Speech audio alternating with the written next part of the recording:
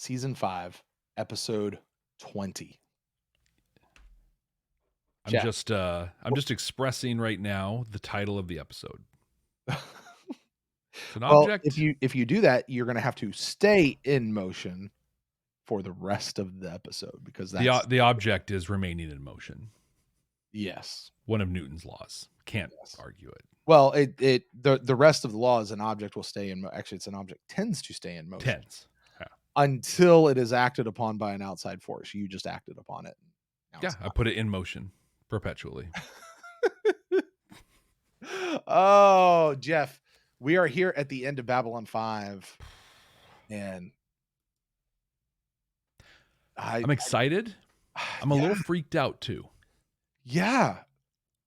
Like I've been, you get to this part of the season, like episode 15, 16, the end of the season light at the end of the tunnel starts getting there, Mm-hmm. And I've been kind of, and now I'm like, okay, there's this episode, there's next episode, and then the finale, and it's like, oh crap. Yeah. This is it. This, historically, in the other seasons, this has been a tent in the pole episode. The episode 20 spot is huge. In fact, I think in season 2 for sure, might have been 4 also, but we're just like, this should have been the season finale, right? It was that big. Right. That was a long Twilight Struggle back in season 2, right? Yeah. It's like, oh my God, this is so big. And so, and then you had identified the pattern a while ago that we get this big tent in the pole, and then episode 21 is kind of a little bit of a rest in the whole thing, a little beat, and then boom, the big season finale that does stuff. I don't, one, having now watched 20, but also with where I'm guessing things are going, I don't think we're following that pattern at all on this one. Well, I think if you follow that pattern, actually, last episode would have been the big tentpole episode. And then this would be the lull, and then next week's the finale of the season. And that kind of works. Yeah. Because 22 is going to be our actual like series finale. Exactly. People are like, no, 22 is the season finale. I'm like, I know. That too. I understand. Anyway. As long as it doesn't end with Bull Shannon being teleported by aliens outside of the judge's chambers, we're good. What if it ends with Bruce Boxleitner as Tron waking up in bed and it was all a dream? Oh my God. Take it a step further. He wakes up, we follow Garibaldi's thing. He wakes up as Tron and he's like, oh, it was all a dream. And then Alan, I think that's his name and his user's name, Tron's username. Alan wakes up. It was all a dream. And then we see Zark come around and be like, get back to work, Alan. You have made so many references that I'm actually unaware of right now, Jeff. Yes. I'm probably getting his name wrong. I don't think because Alan might have been, I don't remember, but I was trying to go pretty deep in the original Tron for that one. So should we do this? Let's tell people what we're doing. We should do this. So we are recording a podcast. Hopefully by now you guys have been around, but there could be some new folks who are like just jumping in. Jeff and I are recording an audio podcast. That's what's actually happening here. You guys are watching the behind the scenes of how we make that happen. This is the video, which means you guys get all the fun stuff. You get all the outtakes, you get all the cut ups, you get the rabbit trails, you get the stuff that Jeff over there is going to cut out for the audio feed later and make that all nice and pretty. This is the one that's way more fun, way more interactive, and it's the main show, I think, really. All totally. Right. That being said, while you guys are here, please like the video, share the video if you like what we got going on here. Subscribe to the channel if you want to see more content from Jeff and I. Listen, we have a lot of stuff happening over here at the channel these days. If you want to see more, you can go over to patreon.com/Babylon5First. That's the number 5, the word first. There you go. You guys can go do that. And yeah, Jeff, let's go. At least I should have buffed him just once. Humans form communities. And from that diversity comes a strength. Now get the hell out of our galaxy! The year is 2024. The name of the podcast, Babylon 5. For the first time. Welcome to Babylon 5 for the first time, not a Star Trek podcast. My name is Jeff Akin, and I am the one who was. And I'm Brent Allen, and I am the one who will be. And together we're watching Babylon 5 for the first time for you, the one who is. Jeff and I are two veteran Star Trek podcasters that have decided to take what we do as Star Trek podcasters, apply it to Babylon 5, and just look for those messages that Babylon 5 is trying to deliver in its own unique way as we go through the series for the first time. Little thing we like to call Babylon 5 messages at this point, because this is a Babylon 5 podcast, not a Star Trek podcast. And as a result of that, we like to play this excitingly fun game that we call the Rule of Three. This game limits us to no more than 3 references in total for the entire episode to Star Trek. That's it. 3. Uno, dos, tres. No substitutions, exchanges, or refund. Jeff, do you remember like 5 seasons ago when we would be here talking and it was actually 3 references each? So we actually had 6 for the whole episode. That was a season ago. Well, no, but way back like 5, like when we first started. Mm-hmm. And we would we would hit all 3 like by the time we finished the recap of the episode. And we'd be struggling like, I'm not allowed to use one. Like, well, you know, some cool history there. I don't know if we've shared this before, but we actually recorded the first 3 episodes of this podcast 5 seasons ago. And shared them with some really great friends who we know, they're Star Trek podcasters, other podcasters in general. And the one piece of feedback we got overwhelmingly was, this is a Star Trek podcast where you slip in pieces about Babylon 5. Like, oh, whoops. We had to try to make, because you know what, Jeff? This is not a Star Trek podcast. It is not. And that's also why we instituted the rule, along with the Rule of Three, that when you do make a Star Trek reference, we're going to hear. Now, along with our Rule of Three game we play, there is another game at the end of the show, which that game is actually nameless. But we make predictions of the next episode based on title alone. We don't look at pictures. We don't preview the episode. We don't read descriptions. We have never seen the episode before. We don't look at thumbnails, all that sort of stuff. We just read the title and we go based on that. Well, this is the spot of the show where we look back last week to see just how right or wrong we were in a brand new game that we call Time to Pay the Piper. That's right, Jeff. This week we have watched the episode Objects in Motion. What did you think this episode was going to be about?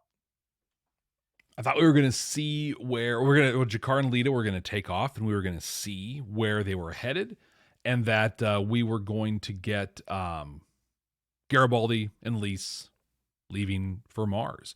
I also thought that Delenn and Sheridan were going to leave for Minbar. This was going to be the leaving episode, and they were going to be talking about White Star Destroyers and babies. Garibaldi and Lise talked about leaving for Mars. Mm-hmm. Yeah. Jeff, what would you give yourself? So, G'Kar and Lyta left. No, yeah, okay. Yeah, they did. They left. They had their little walk. Yeah. We did not see where they went. Garibaldi and Lise talked about it, and Delenn and Sheridan talked about it. 3 things. Part of one, I'd give a walk. Right. Yeah. Right. Ooh, let's go for 5 miles. I'd give myself about a 35% on this one. Seems a little generous, but you know what? We're here at the end of the show.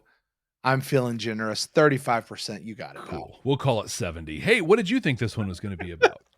Well, I said that this was going to be Garibaldi enacting the plan that he and Lyta came up with in the last episode, maybe 2 episodes ago, where he was going to do something to hurt the Psi Corps, and this was going to be the big battle with Psi Corps. Bester's going to be back.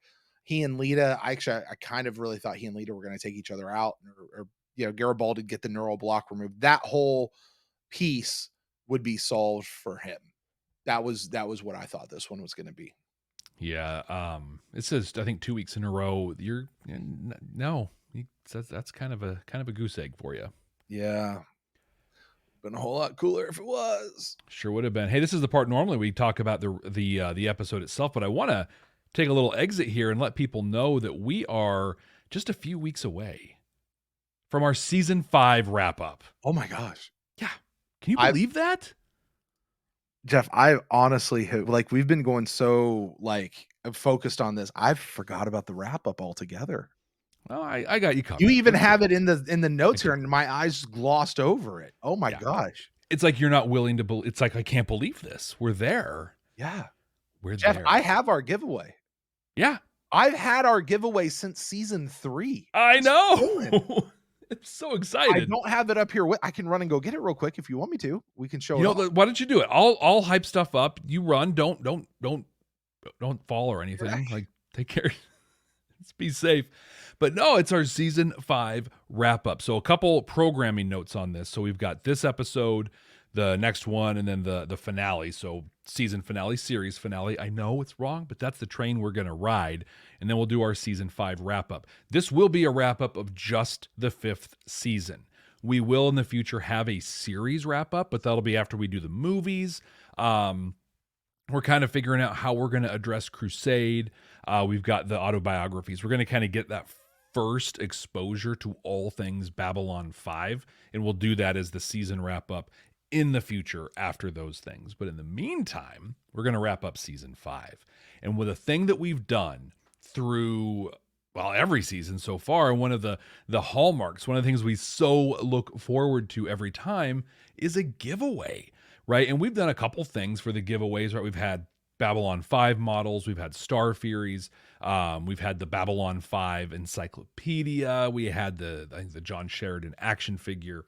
Brent's getting the giveaway this time, but we're going to follow what we did in season 4 for this, and that is we are going to use the same little macro I built last time.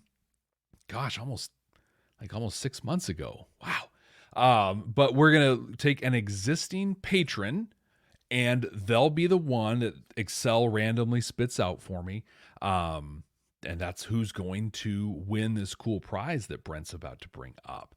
All you have to do is go to patreon.com/Babylon5 first. That's the number 5, the word first. You can subscribe at any tier. And we have tiers for whatever you can possibly afford, ranging from like $1 on up to more than that. And the tiers offer a lot of cool stuff, right? We have the VRE level that I think is just outright support. And then we get a level where you get access to our notes. You get a little higher, and this is where a lot of people tend to land. You get unedited access to both Brent's and my reaction videos. And that's for pretty much all of the content that we're putting together. We don't put all the stuff up there. Some of the projects that Brent has on the channel, the unedited piece would be very long. But yeah, so you get access to a lot of that. And then one of my favorite tiers gets you access to our Discord. We have a Discord server with an incredible community. And if you listen to our audio podcast, we often have kind of an ad on there talking about it's really cool to be a patron and a member of our Patreon, not just because of the support you offer, which is so appreciated and allows us to do all this content creation.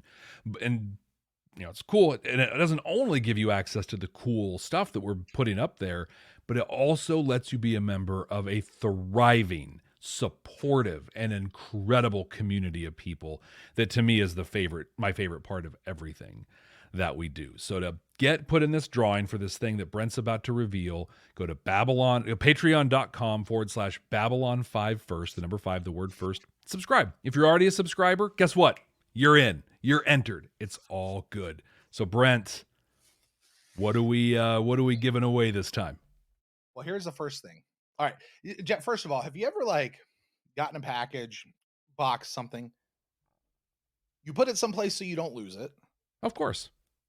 And then somebody comes along and moves it and you don't know where it is. That's another way of saying that you just don't remember where you put it. But that's fine. That's fine. No, I put it here and somebody moved it. Anyway, so we'll say what this is. Our good friend Wash. Yeah. He made up these awesome models of Babylon 5 that we used for our giveaway for season 1. He made up these awesome models of Starfuries. I have a couple of them back here behind me that we used for season 3. And then now for season 5, he is back with some cool models. This, I don't know if you can tell or not. Oh, is that the Earth Force logo? Earth Alliance, yep. Yeah, Earth Alliance. This is actually a holder. I've tried to not I think I have 3 of these, Jeff. We have 3 of these to give away. Oh my gosh. I'm so excited for this. I'm so dang excited for this. Look, oh my Jeff, this is awesome. We only have 2 of these to give away. Okay. There's Still only 2, not 3, because there's 3 in the bag, but only 2 to give away. Are you ready? Follow. Oh my God! Oh, look at that! How awesome this looks, dude. That is like, this is legit. For the audio folks, I'm holding a PPG in my hand. Look at the texturing on the handle. Yeah, this is and it's dual colored. It's not just all the same color.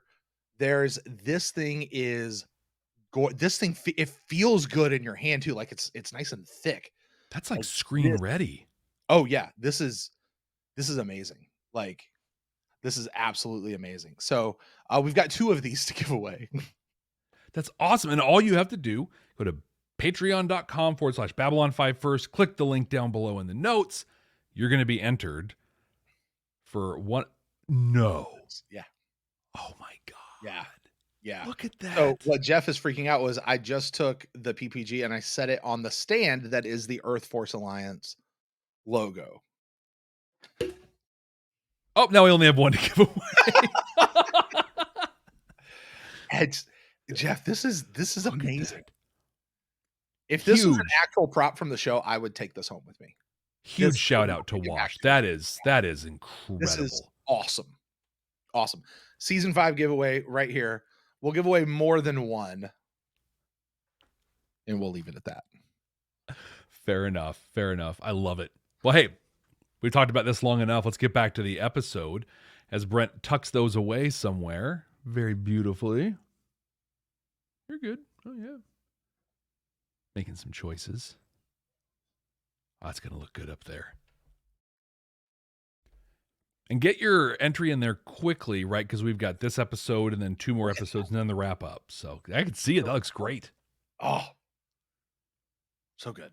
That's super good. Well, hey, Brent, a little bit ago, we were talking about our predictions for this episode. So for people who haven't seen it in a while or maybe need their memories jogged about what Objects in Motion is all about, can you step us through this episode?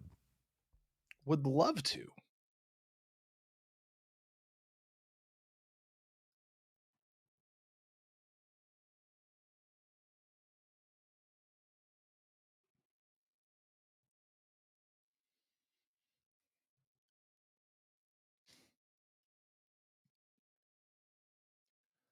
Well, it's your normal, average, ordinary day on Babylon 5.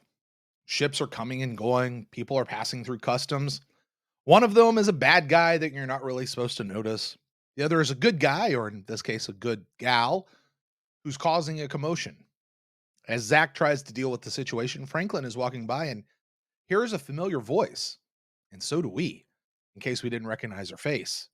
Turns out the person causing this ruckus is Tessa Holleran, but you may remember her better by her code name, Number 1 from the Mars Resistance. There seems to be some kerfuffle about her Martian passport and Earth still not recognizing Mars's independence and not pushing paper, but yada, yada, yada, yada, yada. But no worries. Franklin is there to vouch for her. There are some pleasantries exchanged, and soon it's down to business. She's here to find Garibaldi. Franklin takes her to his quarters. That's Garibaldi's quarters, not Franklin's, because we just have to be clear on that because, well, you know. Lisa's there, and Garibaldi is detoxing loudly in the bathroom. He's throwing up all the alcohol that he's been drinking for the past few months. And he comes out seemingly not even having washed his hands or brushed his teeth. And number one says that she's here to warn Garibaldi and Lise There's been a hit ordered on both of them. Why? Because when Earth fell, all those major corporations that were making bank on Mars have been compromised for all their shady dealings. And Lise and Garibaldi are the perfect people to expose them. So they must be silenced. They take the issue to President Sheridan, who quickly latches on to the idea from Zach. What they're going to do is hide Lise and Garibaldi in new quarters, kind of the same way they did Veer a couple episodes ago. And then, just as they're about to leave Babylon 5, they're going to throw a sham going away party for them and G'Kar, making that the only opportunity that the assassin will have. And, well, they'll just simply beef up security and, I guess, nab him before they shoot anyone. Everybody got the plan? Okay, ready, break. Well, while they're preparing for that, and the shady assassin is dressed all in black, works out his plan on converting a hand link so he can keep track on comms, G'Kar and Lita are making their own plans for an exit. The G'Kar idol worship is growing to a full-on hysteria, so G'Kar goes to visit Lita to propose the idea that he and Lockley came up with in the previous episode. Neither can go home, neither can stay on Babylon 5. So they'll just go together out in the open. Lita actually doesn't trust G'Kar. She thinks he's still just after her DNA. And G'Kar is genuinely taken aback by this idea. That's why you think I'm doing this? Well, then I see my decision was more correct now than I ever thought it was before. G'Kar leaves the cell to make final preparations, but just before going, he bids Lita a farewell and asks her to consider the walls around her and if she's going to take them with her when she goes. Well, shortly after, it's time for the big goodbye. On his way out, G'Kar meets the maker of the idols. He dismisses the man who has poured everything into this venture to just come and sit at G'Kar's feet. He says G'Kar owes him, and G'Kar says neither him nor his feet owe this man anything. G'Kar blows him off as he heads off to the celebration. While out on the Zocalo, a crowd has assembled. Garibaldi, Lise, G'Kar, Sheridan are all on stage. Speeches are being given. Cheers are being cheered. And that's when both the assassin and that spurned Narn I talked about just a moment ago make their move. Security manages to catch the assassin, but they miss the Narn, who takes a shot at G'Kar, but he winds up hitting Lise in the shoulder. She's out for the count down in MedLab. Garibaldi grabs the assassin, drags him to Lita, that is after promising he wouldn't lay a finger on the assassin, drags him to Lita, who probes deep within his mind and discovers that it was in fact the entire board of Edgar's Industries that ordered the hit. With that information, Garibaldi heads back to Lise, and when she wakes up, they finally do something they should have done a long time ago. They get married. And now that Garibaldi is officially an owner of Edgar's Industries, he leverages the Alliance's new head of covert intelligence, Tessa Holleran, to dig up all the dirt she can on the board and blackmail them into resigning. And with that, Garibaldi and Lise are off to Mars. G'Kar and Sheridan are sharing a meaningful and touching goodbye as G'Kar and Lita head off to find adventure, or see if adventure finds them. Franklin and Tessa are off to Franklin's quarters, with consent this time, leaving Sheridan and Delenn, who are the next to leave. But before they go, they're going to take a walk around the station. All of it. Jeff, what are your thoughts on objects in motion? So all of those things happened. That's kind of my thought. We get a storyline straight from like season 1 or early season 2 to fill time and move the plot forward with the assassin and stuff. But well, here's a question, if I can just ask. Yeah. How many times have we done there's an assassin on the station bit? A good chunk of times. A good chunk. And especially I think my favorite part of this assassin one is that Tessa couldn't just call Garibaldi and tell him, like, she had to come all the way out to let him know this thing. And it was, I mean, the cliffhang was totally just like a season 1 Like, oh yeah, so it's us. It's why are you here? Because I have to tell you, someone will kill you. Dun, Bum, dun, bum, dun! bum. Yeah, it's just like, oh my gosh. I mean, I get it, right? The Right. point of this episode was the goodbyes and wrapping threads up and all of that. And that was great. I thought it was really well done, but the plot itself was just like, oh wow. Okay. Jakar was Jakar.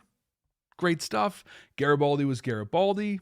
Cool. And Franklin got laid. I mean, everybody got a good thing out of this one. Everything here was, I mean, it wasn't bad at all. And what I'm saying makes it sound like it's bad, but it's just like, this is everything that we knew was going to happen. And here's how it played out. And it played out fine.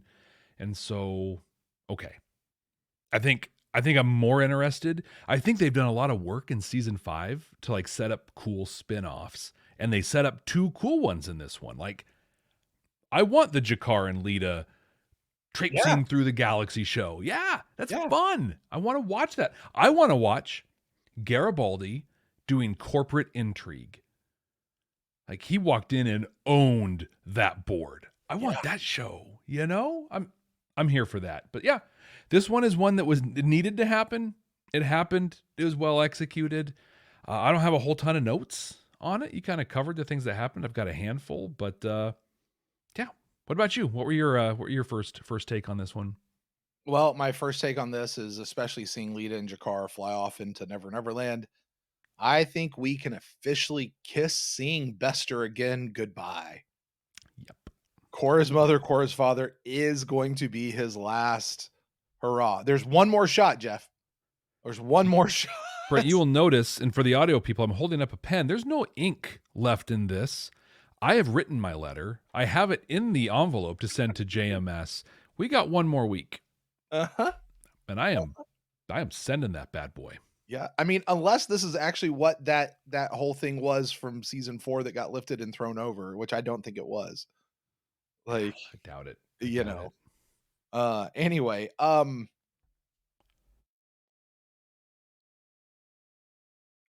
as I wrote here, there's no use pining for the episode we didn't get. So let's talk about the one that we did. It's fair. It was a good episode. I'm with you. It was. This is a good episode. This is a fine episode. Is it exciting? Does it make me be like, yeah, I want to watch that episode again? No, but it was a good episode. Is it a laundry episode? Maybe. A laundry episode I might like stop folding socks over and just watch the episode. Mm-hmm. It's that kind of a good.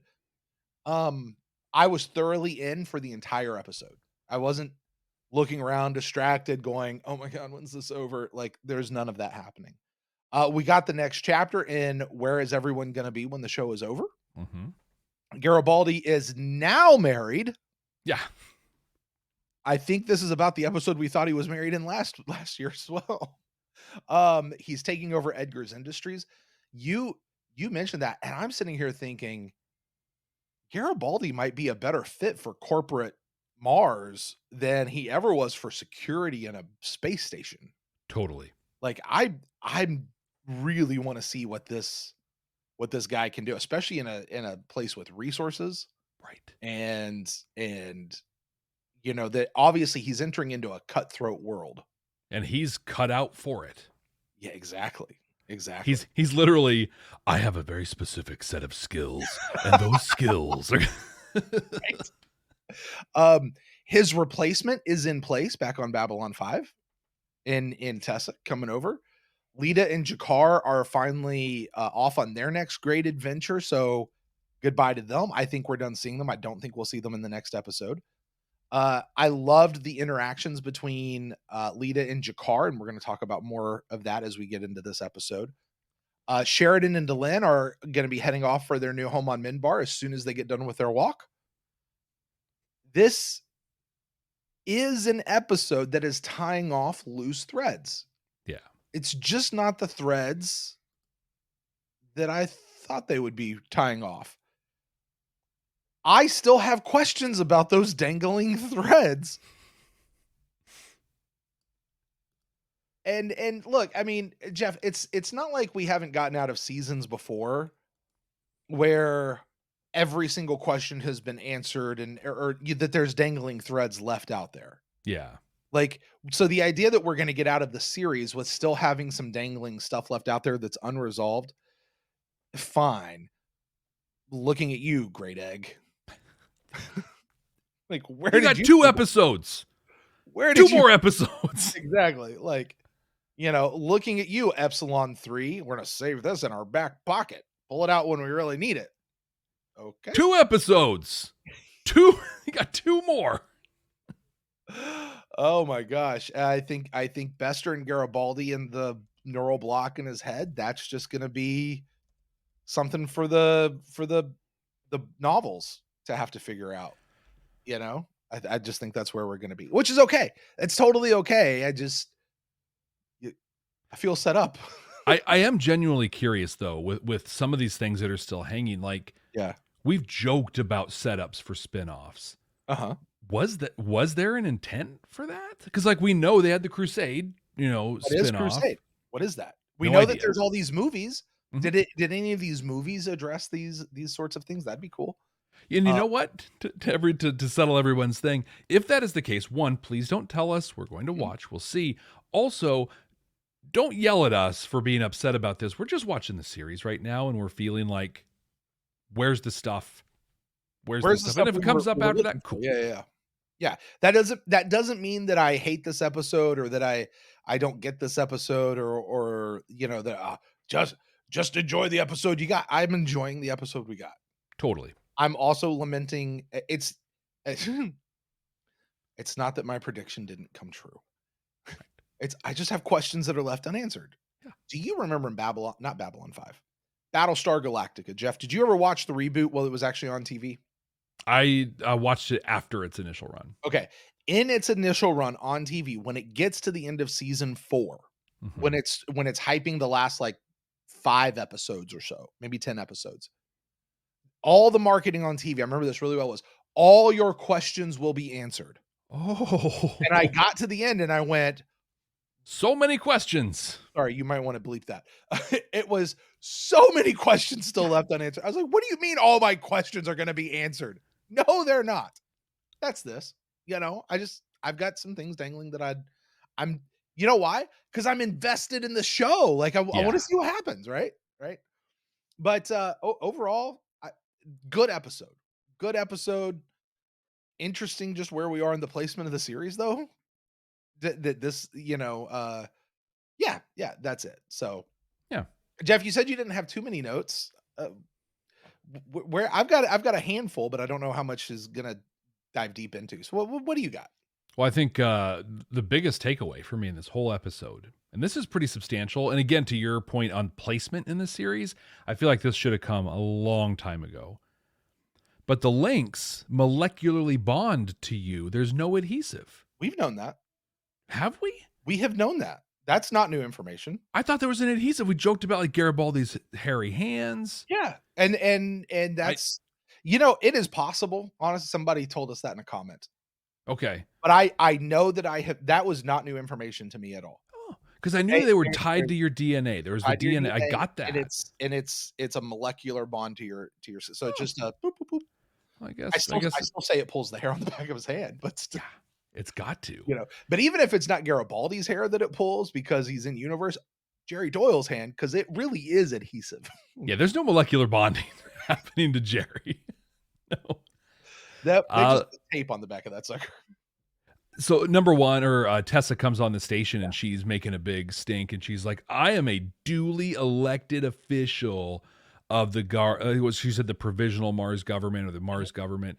But now she's got this full-time 24/7 job as director of covert intelligence. So there are states, mine being one of them, that have what they call a citizen government, where being a legislator or whatever is not a full-time job. So is that how Mars is set up? Because seems like she gave up a pretty important job for another important job, but found that interesting.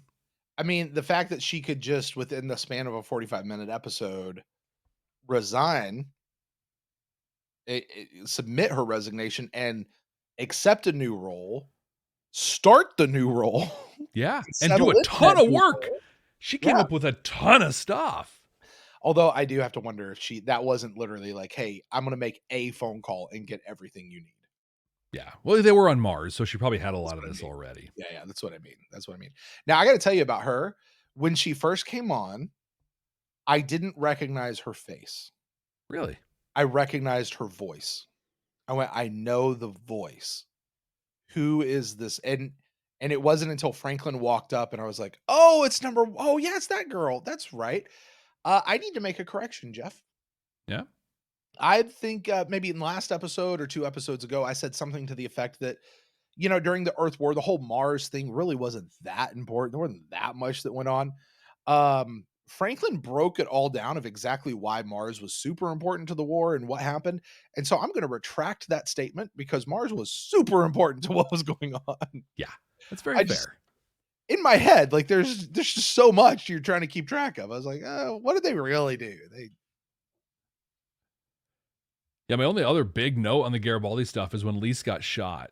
He had to have this moment of like, oh crap, we didn't get married yet. I'm going to lose the company.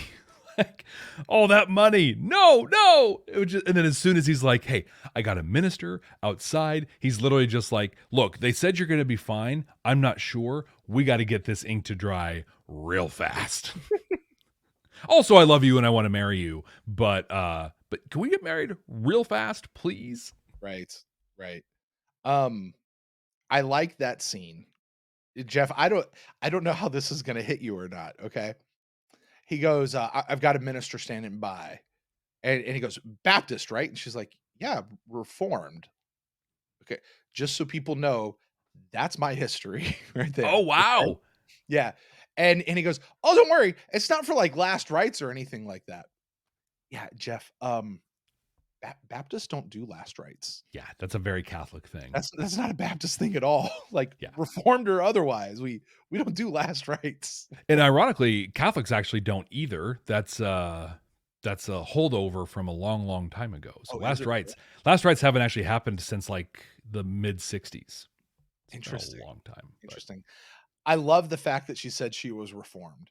Yeah. Because I'm also sitting there going, yeah, you're not acting Reformed at all, Lise. Really? No. I found the timing of it weird because she's like, yeah. First Baptist. Pause. Reformed. Like, and I'm like, well, can you be first and Reformed? Yeah, that's another thing that like, I mean, yeah, I guess you could, because I mean, First Baptist is not, there's nothing special about First Baptist. It's just a name that people take, like, yeah. But it's a very weird name for honestly, most Reformed Baptists don't call themselves Baptists. They just call themselves Reformed. So, really? Okay. Yeah. Most, not all, most that I'm familiar with. Let me put that I'm familiar with. I can't say that I have the caveat on everyone out there who claims to be Reformed or Baptist or both. But yeah, that certainly figures into my past and my history of where things are. And anyway, then I thought Garibaldi's goodbye was pretty emotional. With Sheridan at the end? Yeah. Dude, Sheridan's had some really emotional goodbyes. Yeah. Like, and rightly so. Like, I mean, I think it just goes to show how great of an actor Bruce Boxleitner is, and how much, I don't want to take anything away from Jerry Doyle, Andre Katsulas, or any of those things. Having Sheridan, having Bruce Boxleitner in there to do a goodbye scene with elevates the whole scene. I'm sorry. The Jakar Sheridan goodbye scene, you have these two actors in a room talking, bouncing off each other, having this moment saying, there sure were some times I wanted to deck you. And just being able to maintain emotion through, I want to punch you in your freaking face, was phenomenal. I mean, that is a masterclass in acting. Yeah. What happened? It was phenomenal. The end of that conversation when he's like, that's the first time you ever called me John. And then he's like, no, it's not. Yes, it is. And how like they tempered that from like a moment of like, hey, wait a minute, this is a thing. And then they like ramped the tension up just enough. And then they like took the air out of it, where, I mean, exactly. It was just like, oh, but how did they take the air out of it? They just, no, it was a smile. They took the air out of it with a smile and then walked away. It was like, oh my word. It just that was powerful. amazing. It was such a good goodbye. I literally, in that moment when he said, okay, goodbye, John, I don't remember if I said it out loud in my reaction video or if I was just thinking it. I was like, he's never called him John before. Oh, really? Because nobody calls him. Delenn calls him John sometimes. Sometimes. Garibaldi doesn't call him John. Ivanova never called him John. Lockley, who was married to him, is still not on a first name basis with him. Yeah, I think his sister called him Johnny. Like, yeah, I don't think his dad called him Sheridan. I think his dad probably called him John also, but I think his dad called him son. Son, yeah. You know, so yeah. What else do you have? Oh man. Okay, I'm gonna back up and just kind of hit a run through of these, and you can go yep, and then move on, and I'll kind of read down these. So when Franklin brings Tessa to Lise and Garibaldi's quarters, and Garibaldi's in the back just retching everything, and Lise opens the door. Franklin, come on in. Who's your friend? Who's your pal? He is a thin wall away of just blah. Yeah. I'm like, Lise, honey, do not invite them in. You have them stand at the door and you go, hi, who I don't even know you other person, but you're interesting. Hi, Franklin. What can I do? Yeah, Michael's not feeling really well right now. Like, that's how you handle that. You don't let him come in. And I said it in the whole deal. I'm telling you, Garibaldi walked out without washing his hands, and he sure as heck didn't brush his teeth after all that. So like, gross. At all. I was like, oh. We're not going to pause the show to let him wash his hands and brush his teeth. I get it. It was still fun. It was played for laughs. It was fun. I get it. It was just, I was like, dude, come on, man. Also this is specifically from when Jakar walked in to see Lita, and he's standing there, and it's just him in a door frame and a really blank wall. Mm-hmm. I'm looking at him, and for the first time I was looking at Jakar's outfit. I was like, that would be a dope cosplay. Oh yeah. I want that costume. That the just the textures and the everything about it. It's like, I don't necessarily want to put the prosthetics on my head, but that I want that in my closet, man. Yeah. That was a cool outfit. That was a cool scene though with him and Lita. The whole thing. Let's dive into that. Yeah. I want to dive into that with you, and if you don't have notes on it, just I have a couple, but yeah. So Lita says this: her abilities are still growing. Well, she said, because of my growing abilities, her abilities are still growing.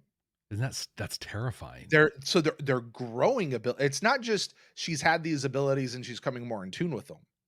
Her abilities are actually growing. That, you said, that's horrifying. Yeah, because we talked about that. Was it last week with like Lita being a doomsday device or something, right? Yeah. Like, but it makes me wonder, what did the Vorlons think was going to happen? Hey, we're going to augment you, enhance you, give you these abilities, but they're not really going to come to fruition for like another year and a half or so. Surely the Vorlons could have like pushed the evolution button and made it just happen. Yeah, maybe. Like, is she literally a ticking time bomb? Yeah. Like, the more this grows, the more this, I mean, she's going to full on like Obscurus here, just explode one day. Well, I don't remember in Mind War when Ironheart kind of ascended. Didn't he go out? Yeah, because he did. Like, it started with him in that ship, and like he had this big psychic burst, and it killed the people on this transport. And then he got in his ship and went out on his own and basically exploded into the big Mr. Clean guy that we'll see in a million years, apparently. Even though we went a million years in the future and didn't see him. But hey, we only saw one dude. That was Psycor's jacked up version of trying to replicate that. This is the pure Vorlon advanced version of that. Which just makes me wonder, what is that the chart that she's on, the path where it's like she's going to have these abilities, she's going to do stuff, but she's going to get to a point where maybe because it's the pure stuff, it won't be as violent as it was with Ironheart, but she, as an individual, basically cease to exist, and she'll just become this transcendent she'll become one with the universe. Sort of a thing. I mean, maybe there's just something where being connected to the Vorlon. Remember, like we saw that scene of like her like sucking Kosh in, or him sucking, like whatever, and that sounds really dirty. It's not. Like that's literally what we kind of saw happen. It makes me wonder if there wasn't something like she needed that to keep control. Like And that now was the she Vorlon, has like that. it's like gardening, tending the thing and making sure. And now it's just running wild. It's wild. Hulkamania. It's Leadomania going wild. Exactly. You know, it definitely does make you go, huh. I loved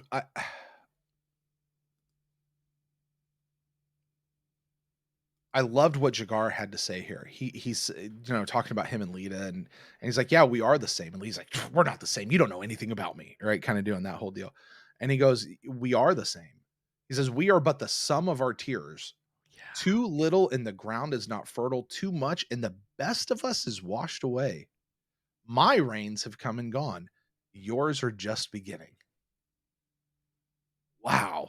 That is deep. I don't know that that's some big message or whatever, but I mean, that's why Jakar is a freaking religious leader, and what he's writing in these books just makes so much more sense. Like, exactly. Holy cow.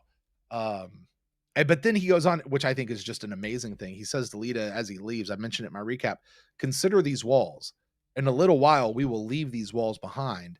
Now you have to decide how many others you will bring with you when you leave. Yeah. Wow. That's profound. Wow. The idea of what are you hanging on to? What are you clinging to that is keeping you shackled? Yeah, these are the choices. You made these choices to to bring these walls to feel this way. Oh. Yeah. Lita comes in, she incorrectly assumes Jakar's motives, and he's legit taking back. He says, I see my decision was more correct than I thought. Yeah. He's like, do you really think I'm just here for that? Like, you know what? I know that feeling here lately. do you really think that little of me? Like, wow. Is that really? I don't want to dive too more into this because this is going to come back to the message that I have later that I want to discuss, because I think it's a phenomenal message when we look at it, and one that frankly I think I would probably do better to learn from myself. Wow. Okay. I'm going to fully own that. It is. I'm not speaking from I've got this mastered yet. I'm speaking from I'm still in the middle of it type of a deal. Cool. I look forward to it. That'll be a good discussion. You know how we said when we got Talia and she turned into evil Talia, she was the best Talia. Oh yeah. But it was right at the very end. And when we got Lita, when Lita's gone all powered up super doomsday device, this is the best Lita we've ever seen. 100%. Right? Big time.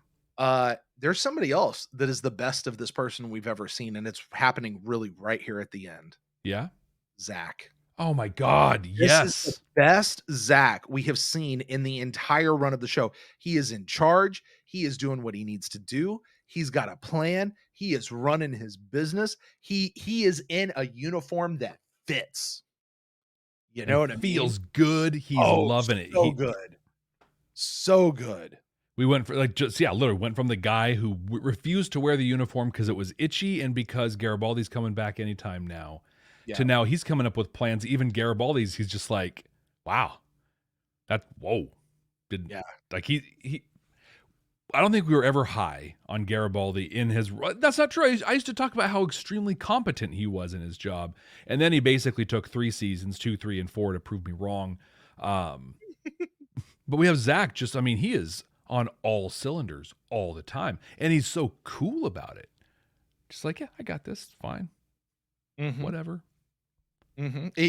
He's coming, Garibaldi's like overstepping his bounds, and Zach's sitting there like, dude, I got this, man. Yeah. Like, it's okay. I got it. He's not taking it personal. It's not an attack. It's not, it's just like, I got it. It's fine. Whatever. Yeah. I mean, it was like ever since Garibaldi got shot in the back, he just turned bad at his job. Like, which actually makes him really good for corporate Mars. Exactly. Go do that. So Jakar's had a couple of really good lines. He has another one when he's meeting with the dude that made the statues. Which, first of all, at the end of that, I was like, 1,000% that dude's going to try to assassinate Jakar now. Yeah, period. There's no doubt that that's how that was going to go. But I thought Jakar was 1,000% right in that whole deal. He could have handled that guy a little bit better, but Jakar is also just a dude. He's not some whatever. He is not responsible for the choices that man made. Right. You went through all this stuff. You came here. You did all this. I don't owe you a thing. Me or my feet. I'm sorry you made that choice. This is not what you should have done. You built me up to be something that I'm not. And that's a you thing. Yeah. Not a me thing.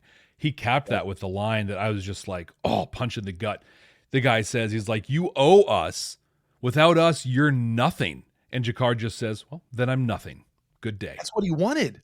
So I don't want to be something. Yeah. I don't owe you anything. That was so great. But I think it also speaks so much to what we talked about last week with Jakar's thing of it's easier to build a statue than improve yourself. Well, not only do you build the statue, but you also attach yourself so much to that this thing you've created, you believe that it owes you. You're responsible for it. Like, you are what you are because of me. It's like, that is, one, it's not true. And two, like to Jakar's point, you made me a thing I don't want.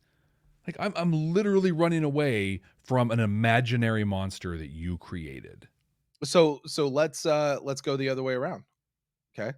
Let's say Jakar did want to become something. Does he now owe them for making him that thing he wanted to be? Does he owe it to do the way that they want it to do? Does he owe them to be available to do things how they want it to be done, to be on their schedule, to like? No. And I'm going to make this extremely personal and for us, and I'm going to be very vulnerable, and I'm going to take a risk with our community right here. Uh-oh. You and I started this podcast I know. Yeah. Just have it ready. I think I know where you're going. I just tread lightly, buddy. Yep, I'm going to. But I'm going to, and everything I'm going to say, I'm saying with gratitude, and I'm not saying anything negative about anyone. And I think we've actually explained this to a couple of people, but we started this podcast for two reasons, essentially. One, to watch Babylon 5.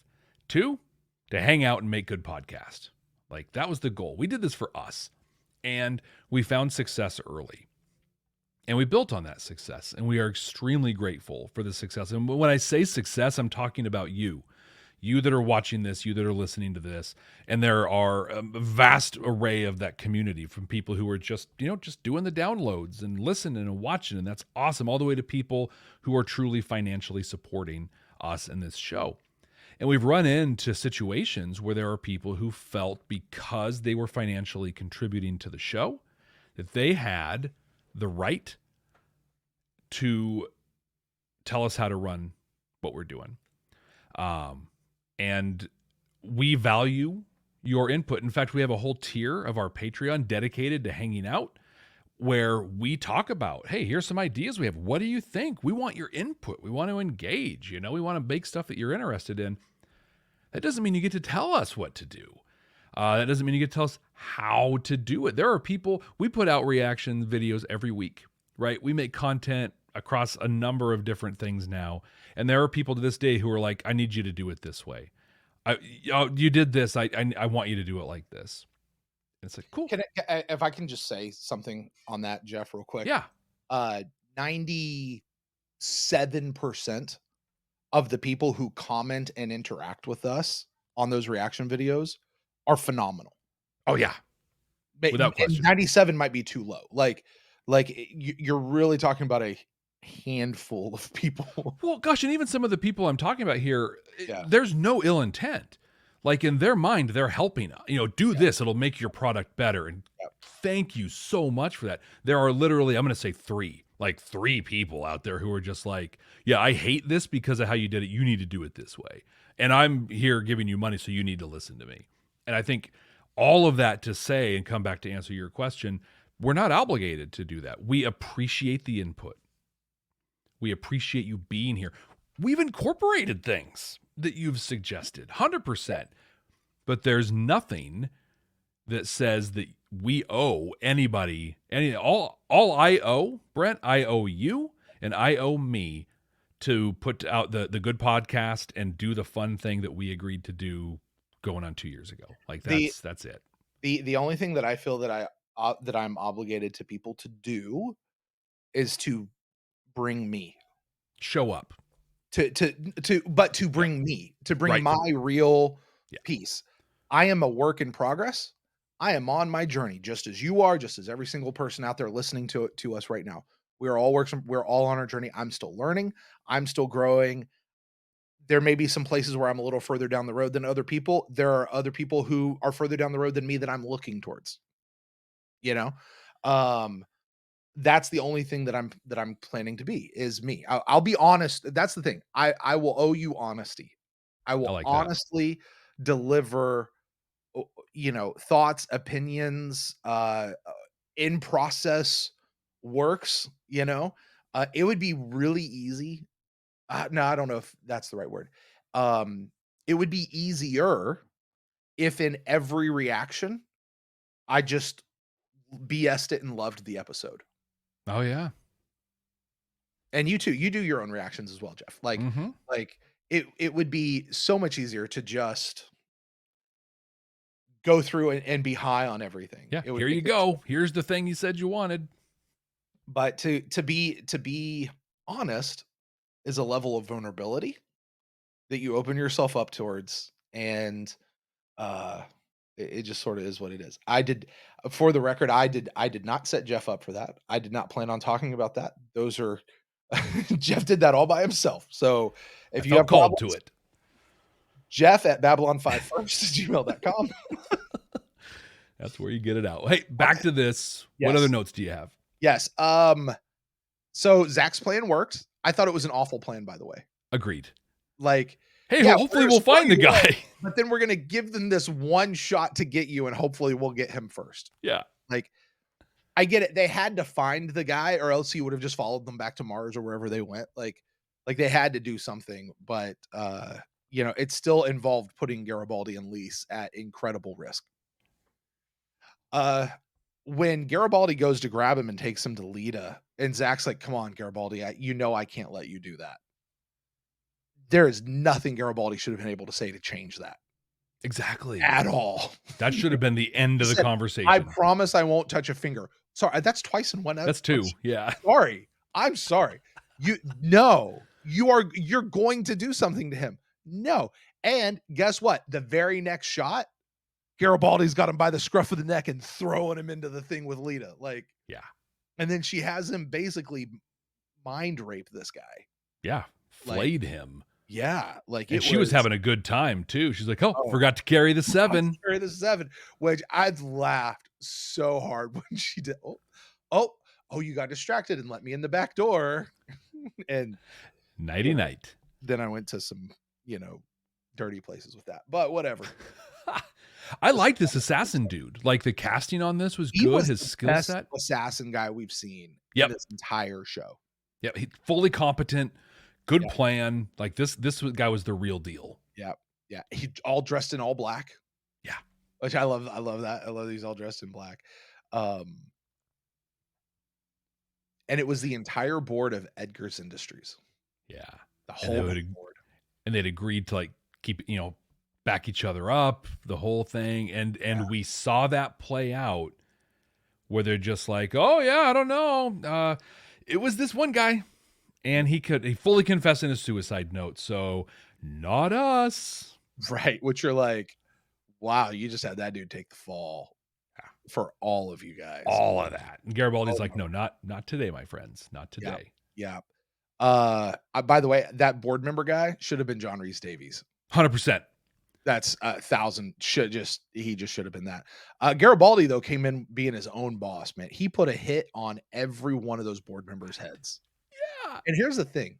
You remember when Lita's like, "Yeah, Veer, I will go ask them to return dead bodies to you for $500,000.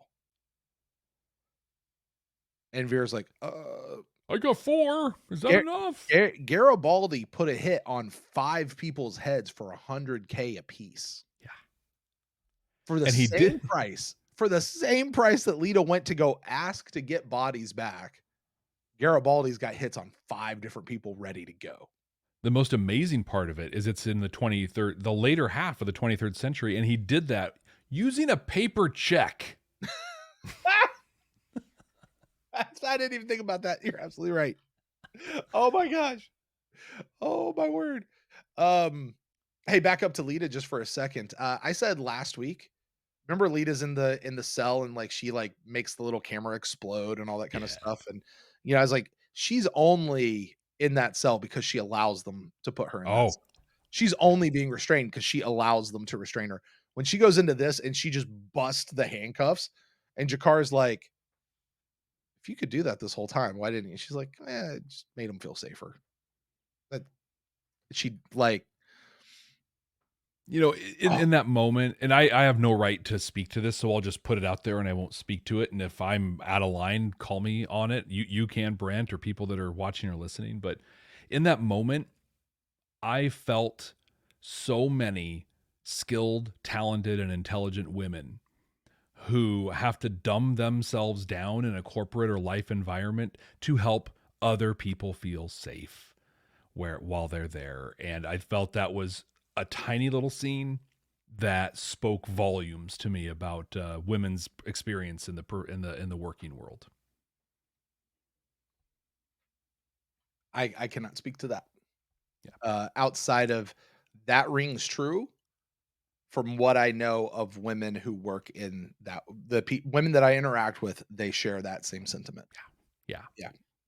I want to roll back real quick to Jakar. Oh yeah. So he left. He brings up Babcom and he recorded a delayed delivery message. Yeah. That we never got a follow up on. Well, I assume that's a message to Delenn because he didn't get to say goodbye to Delenn. Yeah, that makes sense. Maybe that was the whole thing. Like, do you want to say goodbye to Delenn? Yeah, but she's not going to be back in time for us to say bye. And he goes and records a message. I'm just assuming that's who it's to. I don't know. It might. Yeah, my note was just literally. Yeah, my note was just I don't know to whom. And I don't know what, and I want to know what it says. No idea. And I talk about that 3 episode radius that we have for like plot points like this. We have 3 episodes. So please don't let this be another dropped plot point. Mm-hmm. Mm-hmm. Yeah. You do something that direct and we kind of. Yeah, we got to know. Yeah. I loved what he said though. He says, perhaps we'll find something extraordinary to Lita as they're heading out. And perhaps something extraordinary will find us. I love that sense of adventure, that sense of life. Let's just go and see what happens. Who knows where we're going to come across? If I got old and I retired, and maybe not that old, but of a certain age, let's say we're retired and we've got some income coming in that doesn't require us to go clock in every day, right? Yeah. To just get in the car and go. Just go. Stop where you want to stop, go down that road that you've never been down before. Like, let's go see what happens and see what comes across. And you absolutely said the spinoff, like that spinoff just would be phenomenal. Be awesome. I bet there's a set of novels about it. And I want it. Yeah. I wouldn't be surprised at all. All right. I got, I do got a couple things here. Just to put this out, Jeff.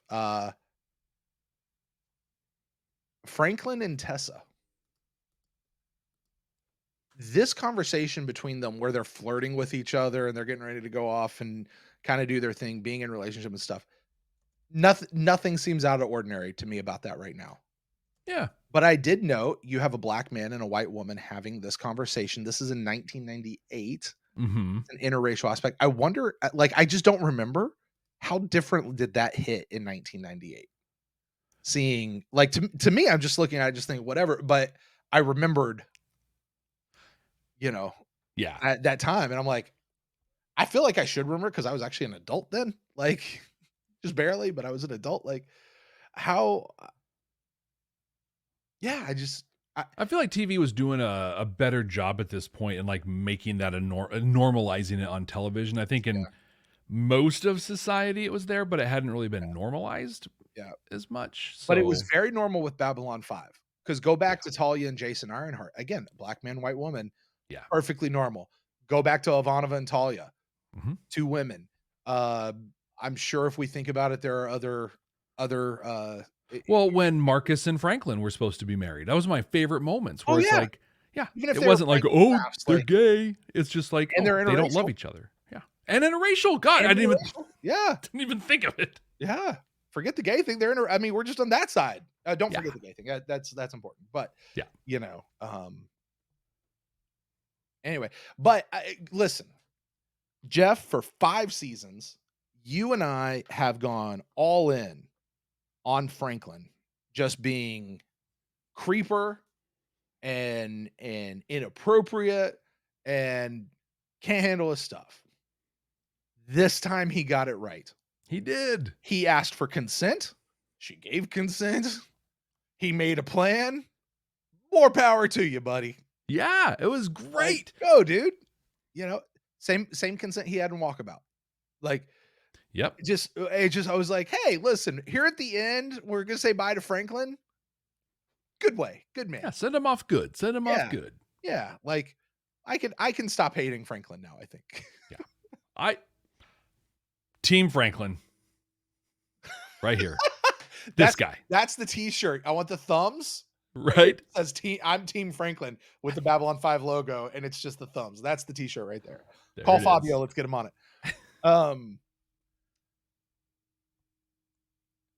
Here's a question for you. The Alliance has been building new facilities on Minbar. This is not new. We've had this since the beginning. Didn't we also start this season, though, with the Alliance trying to buy Babylon 5 from Earth? That's right. Whatever happened to that? Did the deal fall through because we got new facilities on Mint? Like, so he's leaving, and I'm guessing Lockley's going to stay in place. Probably. Or something. Like, I just... Yeah, good question. Another dropped thing. Like, well, I don't know that it's dropped as much as just unanswered, you know? And then, oh, did you notice the name of the spaceship that Garibaldi and Lise were leaving on? No. Is the Kafka. Okay. Yeah. The sci-fi writer guy. Yep. Big sci-fi that obviously JMS would totally throw. Would be a big all about. Yeah. It's very Kafka-esque. Yeah. Okay. I've got one more thing I want to bring through, and this may actually toe the line between messages, but it's not the one I really want because I don't know that they were coming out with it. Okay. This is something. This is a Brent message. Okay. Garibaldi at the end, he's talking with Sheridan, I think it is, or something like that. And he talks about heading off to Mars. He's going to get married. And he says, you know, maybe we'll get out there and I'll be able to have a chance at a family of my own and a chance at a little bit of happiness. Now, I will tell you as a parent, my kids bring me the ultimate happiness in life. They really do. I love being a parent. It's hard work sometimes, but it's worth it. There are things in life I've had to set aside, and I'm happy to, like, the things that I used to want to do, I no longer want to do. I love my kids. They're amazing. I love being their dad. They are not the source of my happiness, though. Exactly. Happiness is an intrinsic thing because that thing comes and goes. That thing will wear on you. Happiness really needs to be an intrinsic thing, not getting it. Think of the incredible pressure you'd put on kids to say, you better do this or I'm not going to be happy. My happiness depends on you. Yeah. And I'm 9. Like, what am I supposed to do with that? Exactly. I get what Garibaldi was saying. I get where he was going from, but it just really struck me of like, no. You need, and I'm not even saying he has to figure this out before he has kids. Just happy. You've got to learn how to be happy without. If you're not happy without this stuff, you're never going to be happy with this stuff. I think that's really where I'm coming down to. Like you're just, happiness it's a different deal altogether. You just, honestly, I think it's an attitude. It's a choice. A choice that you make, because circumstances are circumstances. You can be happy through any circumstance. That is a choice you make. Yeah. So- Other people, your spouse, your partner, your significant other, your kids, your friends, your coworkers, you can find enjoyment. You can find fulfillment even through and with them. You can find disappointment as well. But yeah, happiness is a you thing. And I think it's so important to understand that. I think, especially as people in committed relationships, whatever that looks like for people, that's work, And one thing I hear so often is, you make me happy. You can't leave because you make me happy. And it's like, well, actually, that's part of why I want to leave. I can't handle that. You're putting too much on me. Like, Yeah, can't handle that responsibility. What you can say is, I want to be with you. I enjoy my time with you. I find fulfillment in our relationship. But ultimately, I'm going to be happy or unhappy with or without you. Like that's me. That's all on me. And I'll tell you what, that's a hard thing to keep in mind sometimes. But that, like, the path to true happiness is understanding that. yeah, it really is. I find so many times people put happiness based on their circumstances and not on their attitude through those circumstances. Circumstances can suck. They can be hard. Happiness is a different deal, though. Yeah. So what we heard a couple weeks ago, might have been Lise who said it, where it's like, there is no life without risk. There is no normal life. So yeah, it's going to happen. Same idea. Every time things go south, you're going to be unhappy. Wow. Good luck. Good luck to you. Well, we're diving into it, I think, already. So let's just make it official. Brent, in this show that we put together, we come to a point where we boil the whole episode down that we just watched and talked about. What messages does it have for it? What morals does it hold up? Does it hold a mirror to society? Does it give us hope that things might be better in the future? And ultimately, if it does those things, does it do it in a way that only Babylon 5 can possibly do it? This week, you have that responsibility, my friend, of rating this episode on a scale of 0 to 5 white stars as to just how strong that message is and how much was Babylon 5 uniquely capable of delivering it. So lay it on us. Yeah, I think that there is a handful of lessons. The one I just talked about, I don't think was a lesson the show pulled. It's something that I'm interpreting on top of just something that was said. Right. So I don't want to necessarily give the show credit for that because that's not what they were going for. But I do want to go back to the scene between Lita and G'Kar in the cell. And I think this is a theme that we can really probably apply. You talk about that 3-episode radius.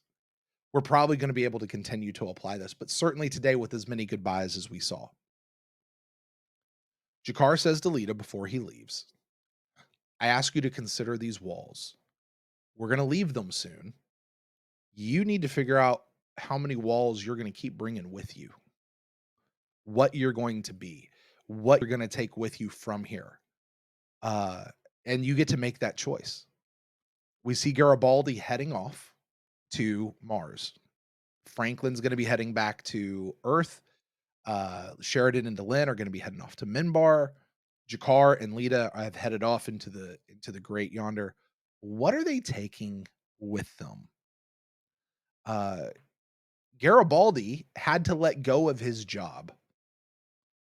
Something that basically was his defining mantra. It's the thing that took him away from Lise in the first place. He left Lise all those years ago to go do this job as his role, as his title. And he lost Lise for several years because of that, right? He had to leave that behind and leave that in Tessa's hands. Sheridan, way back at the beginning of this season, actually at the end of last season, had to leave behind the role of captain of Babylon 5 so he could go do some other things. Now, he kind of stuck around Babylon 5, maybe appropriately. He certainly had some places where he overstepped. We saw him through the course of the season kind of struggle with that line that he said, listen, when it comes to politics or policy with the alliance, it's mine, but otherwise everything's yours. Except for the times when I decide I'm going to overstep your bounds anyway.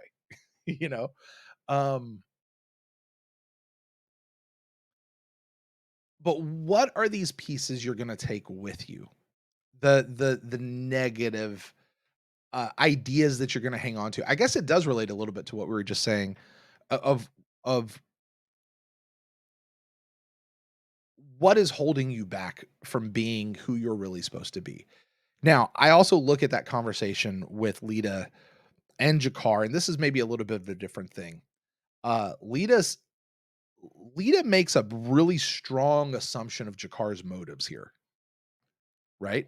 And Jakar she's like, she even kind of turned on the wiles for a minute just to sort of prove her point even more. Like, I mean, come on, you really just want my DNA, don't you? And Jakar's like, you you think that's why I'm doing this? Oh, my decision was more correct than I thought. And Jakar does this really cool thing where instead of recoiling from her, instead of being offended by her, he pushes in towards her. He moves towards her. Now that's metaphorical, that's not literal. He moves in. He's like, oh no, this is why we're going to go spend some time together. Let's go spend some time together so you can actually get to know me. And we can go down this journey together because frankly, if Lita is turning into this big ticking time bomb thing that is uncontrolled, she's going to need some help figuring out how to control all of this. And honestly, I don't know that there's a better person than Jakar right now to help her go through that, you know? But it's the wall that she was going to take with her of everyone's out to get me. Everybody just wants to use me.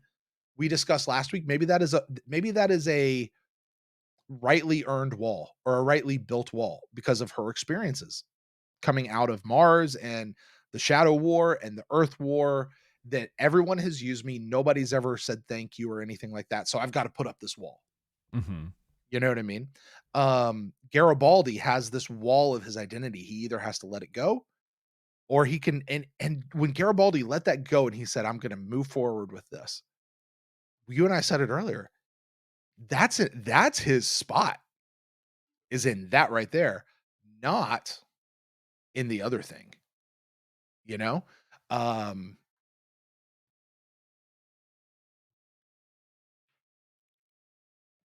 the jury is still out on what happens with Franklin, or not Franklin, I'm sorry, Sheridan and Delenn. I'm assuming we'll probably see that sometime here over the next couple of weeks, you know, of what are you taking with you when you go? Because everybody's going to leave at some point. Let's apply that to us. No matter where you are in life, there will come a day when you will leave. Whether you're going to the great beyond, to the grave, or whether you're moving to a different city. Or, Jeff, there will come a day when you leave your job. Right. And Jeff goes, hallelujah. Right. Fingers crossed. There will come that day, whether you choose to go or it gets chosen for you. Yep. You will go. And it's a 50-50 shot on which one of those two things are going to happen at this point. So, but again, what are you taking with you when you go? What are the good? What's the bad?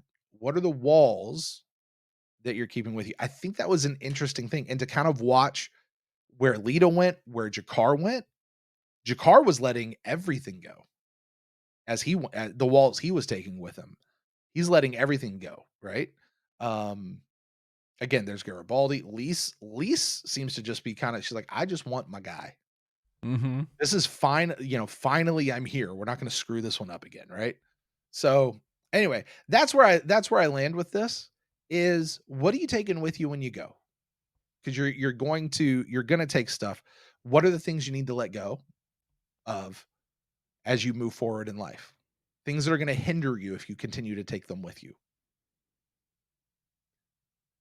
That being said, I got to boil this down to the message and how Babylon 5 it was delivered, how strong. This is not necessarily how much did I just like the episode. How strong is this message as it goes through? I don't know that the message is super strong because you kind of got to dig it out and you really got to look at it. Did all the other pieces point back to that idea intentionally? I don't necessarily think so, but I still think that you can draw that piece of it. And I still think that is a huge, it was such a smack in the face when Jakar said that everybody can go, I understand what that means. I feel that. So with that, I'm going to give this one 3.5 white stars. I think it was a good message. It was in there. Was it super strong all the way through? Maybe not, but I do think it was certainly there for quite a bit, that we can definitely make those parallels and draws. I like that. I have some deeper dive. I'm not going to stump for more. I think 3.5 is wildly appropriate, but that line hit me in a really specific way, and a lot of it being my own journey, but also just what we as a society have learned. I think one of the cool things that I talked about a couple of weeks ago, or maybe just a week ago, is that how we look at things through a different lens now. This show was like, at the time of this recording, this is like 27 years ago or something like that. I can't do, again, me and math, right? Not great. It was 25 to 30 years ago. We should be looking at things through a different lens, right? Like, we learn and we grow as a society. And what hit me is how there are the things you talked about, the things we choose to carry with us, positive and negative, right? We make choices as to what we bring. But there are also things we bring to us that we don't necessarily choose to bring with us. The traumas that we've experienced in our life, little t traumas and big T traumas that have written themselves. In some cases, like, we know that long-term exposure to trauma or adverse childhood experiences can physically scar your brain. They can actually reroute neural passageways in your brain to have you behave in a different way. And so what I saw this as is taking this nugget from 1998 that says, think about what you choose to bring with you, and to bring it to a whole other level of, think about the things you're not choosing to bring with you that you do anyway, and go get a professional to help you uncover these traumas. And you're never going to solve them, right? We don't solve trauma, but express it. Express that emotion, that energy. Let go what you're able to let go. Acknowledge what you're able to acknowledge, and build coping strategies around the impacts from these things. Because what these traumas do is they make you show up. Lita, in a way, is expressing the trauma of how she feels she was treated her whole life. From go with the Psychor all the way up through the shadow stuff. And so in a way, her responses are inevitable. It's almost not possible for her to choose to respond in a different way. She's been programmed, literally programmed, to respond in this way. So take time, reflect, talk to a professional if you're so moved, and start unpacking these traumas. Not for the sake of blaming people or feeling bad about stuff, but for the sake of, like, releasing the energy tied to those traumas and then being able to heal from them. So to wrap it all up and talk about choice again, you might not have a choice about how you respond because of your trauma, but you do have a choice as to whether you're going to go dive in and look at those and try to work with them. Well, Jeff, I mean, and tell me if this rings true to you. You may not have a choice in carrying your trauma until you become aware of your trauma. There you go. Because once you're aware of it, then you either can keep carrying it, or you can do the work to lay it down and move past it. Like, and that's how you get past, I don't want to say get past trauma. God, that sounds so whatever, but you know what I mean? Like, that's how you heal from trauma. Is the first step is you got to be aware of it. And once you're aware of it, now you can deal with it. If you remain in the dark about it, if there is something, you've got to know what's happening in your life, and to be able to move forward with that. I love that. I would say this, I want to make sure I really hit this point, because I think this is a core point for me, especially from that Lita Jakar thing. Don't make assumptions of other people's motives. Oh God, yeah. I think in general, people really tell you the truth about why they're doing what they're doing. There are some people out there who are just out to get you. Some people out there who are going to lie to you. Fine. But most people will tell you, this is why I just did what I did. You can believe them or not. That's up to you. But my grandmother, I love my grandmother. God rest her soul. Love her. She was the world's worst at, that person just did that because of XYZ. And I'm sitting here on the other side going, actually, I know exactly why that person did that. And that has literally nothing to do with it at all. You're making an assumption as to that person's motive, and that's not it. They actually told you why they were doing it, and that's actually the truth. You just didn't want to believe it. And don't make assumptions of people's motives. That was a key piece. But yeah, all of that. So 3.5 white stars is where we're going to leave this one, Jeff. Now that's where we're leaving the white star conversation. That's talking about the messages of it. But Jeff, you get, I think, perhaps even the bigger job of placing this episode, Objects in Motion, in our ranking, and it's getting deep. 20 out of 22. It's getting deep. You get to rank this one. This is how much we enjoyed the episode. Yeah. This is how impactful the episode was to us. That takes into account the white star messages, but this is really looking at the episode as a whole. You get to do that this week. Our current top 5 as we head into this episode is number 1 is The Very Long Night of Londo Mollari. Number 2 is The Fall of Centauri Prime. Number 3 is All My Dreams Torn Asunder. 4 is Movements of Fire and Shadow. Wow, Jeff. 3 of those top 4 have been episodes here in the last probably 5 episodes. Yep. And then number 5 is No Compromises. Jeff, wow. And the other 2 are the first 2 episodes of this season. Yeah. I just talks a lot about that episode 3 to episode 16. Right. Jeff, where do you put Objects in Motion in our ranking? Well, our top 5 is going to remain intact this week. Can tell you that much. And so kind of looking through everything here, there's a real dividing line that happens right between numbers 13 and 14, which is the Korra's mother, the Korra's father, and then a tragedy of telepaths. Like 14 and below are, in our opinion, I'll speak for you on this, Brent. I feel comfortable doing that. That level and below is probably some of the worst television in the scope of Babylon 5. I would repeat exactly what you said, but I would take out the word probably. Okay. Yeah, there you go. Yeah. Even considering season 1 and The Great Egg and Soul Hunter and Infection and all of those, I would take those over this. Yeah, I agree. Especially knowing all in season 2 that we had to go through. What would we do with Avalon? Avalon is in this tier. Agreed. But so it's definitely above that. But then I start looking at these, and a ceiling that I hit is Day of the Dead, because I liked Day of the Dead more than this episode. So this is not going to be in the top 10. Looking at that, in between, we have Darkness Ascending and Meditations on the Abyss that are kind of like, they're very together in what they are. And I feel that Darkness Ascending did a better job with what Meditations on the Abyss was trying to do than Meditations on the Abyss did. With that, it actually becomes pretty Remind easy me just real quick. Meditations on the Abyss was Delenn sends Lanier off to training op. Mm-hmm. And Darkness Ascending is, hey, he's still out there and he just discovered the proof he needed of the Centauri doing their thing. Yep. Yeah. He's on a training op. By the way, found a thing on his training op. And we're going to make that 2 episodes. It could have been the same episode. Yep. And so with that, I'm going to push Meditations on the Abyss down. I'm going to put Objects in Motion as our new number 12. Jeff. Oh my.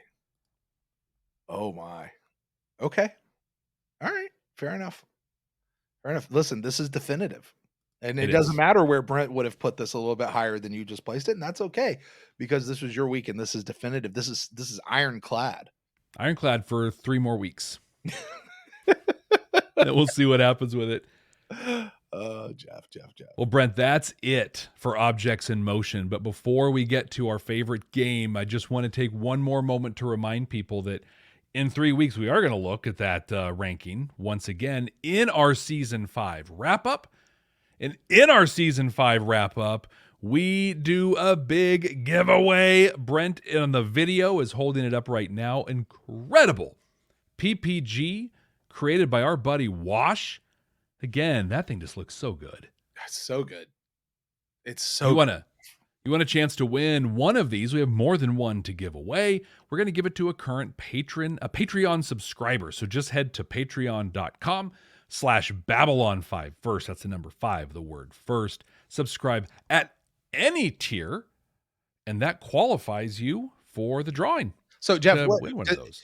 What about the people who've been like day one Patreon supporters of ours? Do they qualify? 100%. What about the person who just jumped in and's like, I want a shot at that PPG. Let me jump in right now. Do they also qualify? I would say they not only qualify, they have exactly the same chance as the person who's been here since day one. What about the person who creates several different accounts and subscribes with all of those different accounts?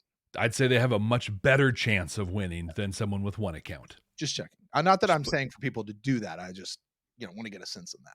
Yeah, hypothetically, if that were to happen, they've got a really good chance at winning one of those PPGs. So again, patreon.com/Babylon5 first for your chance to win.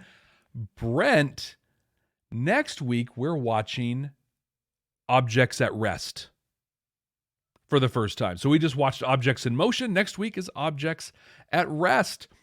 We've never seen these episodes before. We don't look at thumbnails. We don't read descriptions. The exciting game we play, the prediction game, is based on the title alone. We guess what's going to happen. So Brent, what do you think Objects at Rest is going to be about? Okay, so we just watched Objects at Motion. Yep. And now we got Objects at Rest. Jeff, I got to tell you something. These last few weeks have not been kind on the predicting it based on the name only front. No. It has not been kind to us at all. So I think I'm just going to stick to we're wrapping up storylines. This is what you and I have decided is most likely the season finale. Really, this is the functioning as the de facto season finale of season 5. Yeah. Right. So we're wrapping up storylines.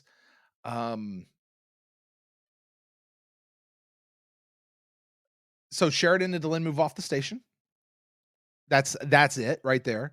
They finally have to move into their deal because honestly, they're like the only ones left, right? I think so. So I think it's that they're moving. I mean, well, there's also the finale episode. You know what I would say this would be in any other episode, what this feels like. So Sheridan and Delenn are moving off the station. This is Will Smith at the end of Fresh Prince of Bel-Air looking at the empty living room that they just all moved out of. And before they turn off the light and head out the door. Yeah. You know what I mean? Like Uh-huh.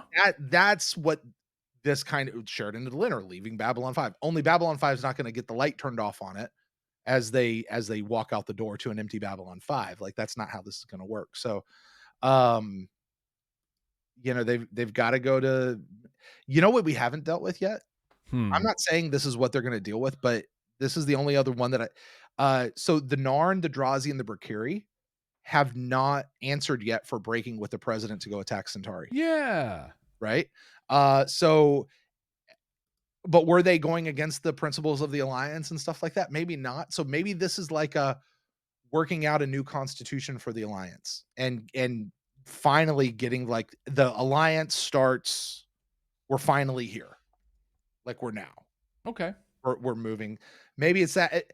I feel like this should end on a really feel good note.